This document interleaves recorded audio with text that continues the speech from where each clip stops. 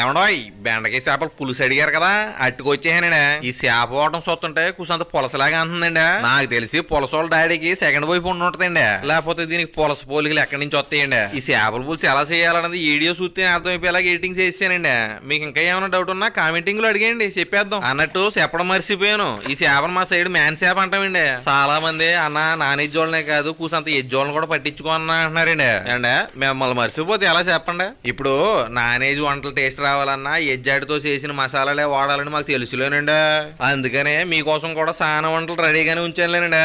చాలా మంది కామెంట్లలో మీ పేరేంటి, మీ ఊరేంటి, ఫేస్ చూపించి వీడియోలు తీయొచ్చు కదా అని అడుగుతున్నారండి. ఎంతమంది అడుగుతున్నారు కాబట్టి ఫేస్ అయితే చూపిస్తానండి, కానీ ఇప్పుడైతే కాదు. మన ఛానల్ లో 100 సబ్స్క్రైబర్స్ దాటిన తర్వాత నుంచి అయితే చూపిస్తానండి. ఇంకా నా పేరు విషయానికి వస్తే ఒక చిన్న హింట్ ఇస్తానండి. పాత సినిమాలో హీరోలకి ఎక్కువగా ఈ పేరే పెట్టేవాళ్ళండి.